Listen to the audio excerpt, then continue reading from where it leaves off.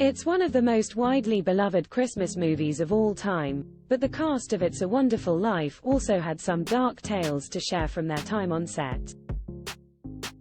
Released in 1946, the heartwarming film stars screen icon James Jimmy Stewart as George Bailey, a man weighed down by regret and disappointment who ultimately learns a valuable lesson following a fateful visit from guardian angel Clarence Odbody. Filled with touching sentiments about what really matters in life, there's rarely a dry eye in the house come the final, iconic closing scene, but behind the camera, it was a very different story entirely. Chemical Snow. One of the most iconic shots of the movie shows a joyous George rushing through the streets of Bedford Falls on Christmas Eve, while flurries of snow swirl all around him. It's a beautiful scene for many reasons, with the heavy snowfall bringing to mind the most idyllic of white Christmases, and few outside the industry would guess they weren't watching a natural blizzard. Indeed, It's a Wonderful Life proved groundbreaking in the field of snow effects, with the various weather shifts being integral to the plot. Jeremy Arnold, author of Christmas in the Movies, told Entertainment Weekly, "The snow is vital to the storytelling. It conveys not just a joyful Christmas Eve, but also the character's rebirth. It tells the audience George is back in the real world. H is back from this alternate reality.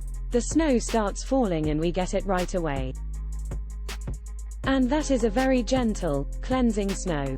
Before It's a Wonderful Life was filmed, filmmakers would paint cornflakes white to create snow, but director Frank Capra knew he wanted something a bit more special. Keen to avoid the crunch, Capra opted for 3 different types of fake snow: ivory soap flakes, chipped ice, and foamite, which are similar to chemicals used in contemporary fire extinguishers. During this period, it was common for filmmakers to use hazardous chrysotile asbestos to create fake snowfall, which, if breathed in, could lead to lung cancer and other health problems.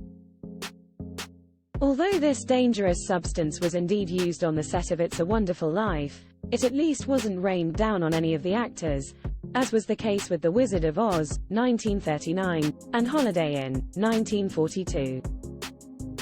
Vicious Feuds. The message behind It's a Wonderful Life is all about human connection and the importance of loved ones over financial success, with the story culminating in an outpouring of affection and friendship. For decades, viewers have been particularly moved by the romance between George and Mary Hatch Bailey, Donna Reed, who meet as children and later marry. Behind the scenes, however, things were decidedly less than harmonious, and leading man Stewart was later said to have blamed Reed for the film's initial lack of success at the box office. Speaking with Closer Weekly in 2020, Reed's daughter Mary Ann Owen claimed that her mother was made to feel like a scapegoat on set, on account of Stewart's insecurities. Owen said, "There was a lot of insecurity on set, because Jimmy Stewart wasn't sure if he wanted to act anymore.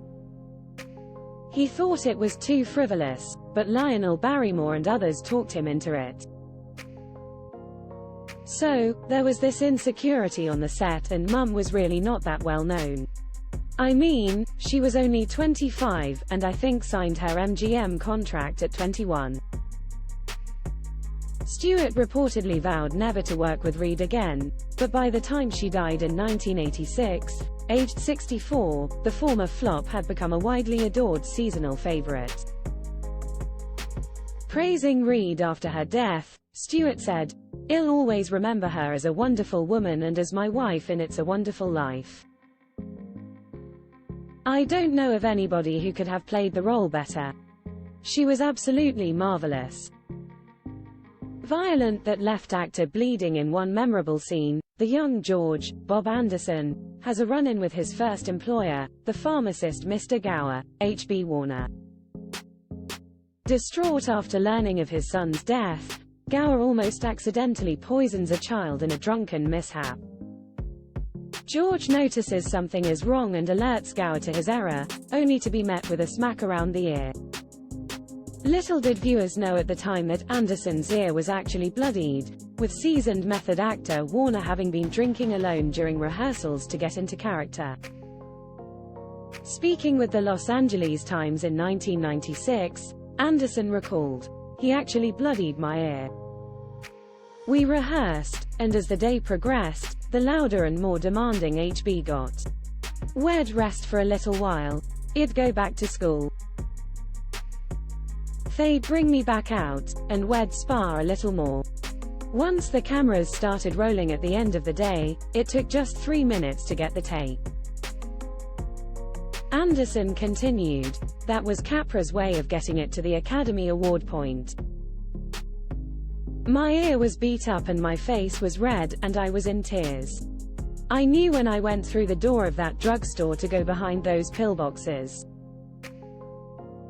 I was gonna get knocked on my butt, and it was an emotional high. Opening square bracket dot closing square bracket. I was a baby. I didn't know what we were building for. HB was perfect. He reached the crescendo. At the end when it was all over, he was very lovable. He grabbed me and hugged me, and he meant it." You can catch It's a Wonderful Life at 4:30 p.m., December 23, on Channel 4. Do you have a story to share? Email us at julia.banham@reachplc.com.